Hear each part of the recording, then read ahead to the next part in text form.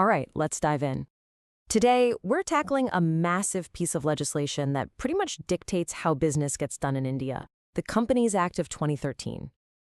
You can think of it as the official rule book for a company's entire life, from the moment it's just an idea all the way to the very end. So have you ever really thought about that? What does it actually take, legally speaking, to transform a brilliant idea into a company that can actually function, grow, and be held responsible? Well, whether you're starting a business, investing in one, or you're just curious, this act holds the answers. So let's start where every company begins. Every single company out there starts as an idea, right? But its legal life, its official existence, that begins with a formal process. And that entire process is built on two absolutely crucial documents that define everything about it. And here they are. You can genuinely think of these as the company's two birth certificates. First up is the Memorandum of Association.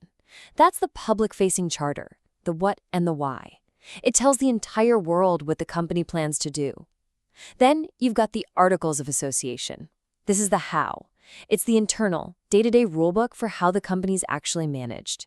And you can't have one without the other. They're a package deal. Now, this structure creates one of the most powerful ideas in all of business: limited liability. It's a simple but profound promise. If you invest your money in a company and it goes under, you only lose the money you put in. Your personal assets, your car, your house, they're protected. Honestly, this single concept is what gives people the confidence to risk their capital and fuel the entire world of entrepreneurship. It's a total game changer. So, the company is officially born. Now it has to live its life, and that means playing by the rules. The 2013 Act puts a huge emphasis on good governance and transparency, all to make sure that people in charge are accountable. So, how does it pull that off? Well, a big part of it is setting up independent checks and balances. The law is smart enough to know that you can't just take a company's word for it. You need watchdogs. And one of the most important ones is the company's auditor. An auditor is so much more than a number cruncher. They're basically an investigator with real legal power. They have the right to see everything, all the books, all the accounts. Their job is to tell shareholders if the financial statements give a true and fair view.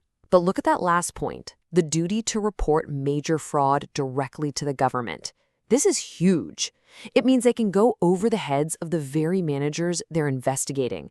They are the shareholders' true eyes and ears on the inside. Now, here's where the 2013 Act did something really radical.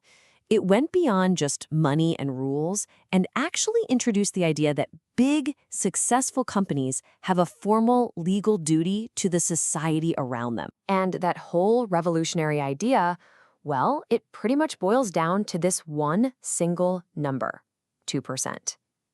This figure is the heart of one of the most talked about parts of the Act: mandatory corporate social responsibility, or CSR. So, how does it actually work?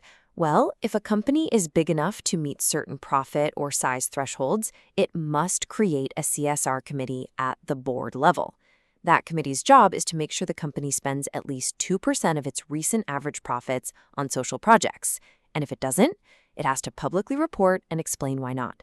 This takes a vague do-good idea and makes it a structured, accountable part of doing business. Companies, kind of like people, don't just stay the same. They grow, they evolve, and sometimes they decide to join forces with another company. The Act provides a very specific roadmap for how this happens, to make sure the process is fair for everyone. Mergers can get incredibly complicated, but the Act boils it down to these main stages. The key referee in all this is the National Company Law Tribunal, or NCLT. It has to look over the whole plan and give its stamp of approval. And that brings us to a really important protection that's built right into the system. This quote really gets to the core of the Act's modern philosophy. If you're a minority shareholder and you hate the idea of a merger, you're not just stuck. The law says you have to be given a fair chance to cash out and walk away. It's a powerful way to stop smaller investors from getting steamrolled by big corporate moves. But of course, not every company is a success story. The company lifecycle also has to account for what happens when a business gets into deep trouble, or when its journey just needs to come to an end. And when we're talking about corporate crime or serious misconduct, make no mistake, the 2013 Act has teeth. It's not just a slap on the wrist. It created some very powerful investigative bodies and laid out some serious consequences. A perfect example is the Serious Fraud Investigation Office, or SFIO. This is not your average regulator. Think of it more like an elite squad, a team of experts in forensic accounting, law, and banking. They're the ones called in for the biggest, most complicated fraud cases, and they have the power to arrest and prosecute. That tells you everything you need to know about how seriously this law treats corporate crime. And finally, we have winding up. This is the corporate death sentence. It is not a decision that's taken lightly. The reasons are severe.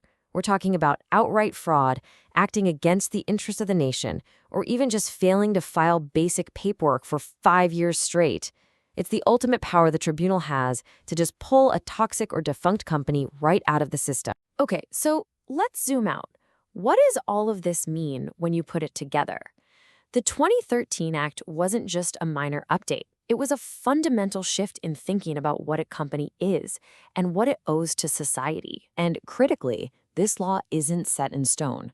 This timeline shows it's a living, evolving document. Since 2013, it has been constantly amended to get CSR working, to set up the NCLT, to tweak rules.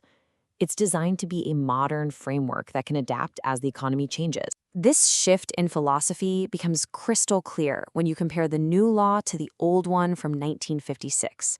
The old law was all about compliance, just ticking boxes.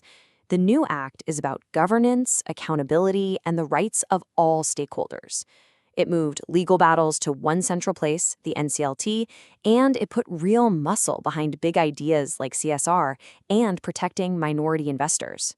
So in the end, it's all about finding a balance. The Act's main goal is to create an environment where business can really thrive, but not at the cost of fairness and transparency. It's about being accountable to everyone involved, from the smallest investor all the way up to the community. And that leaves us with one final thought.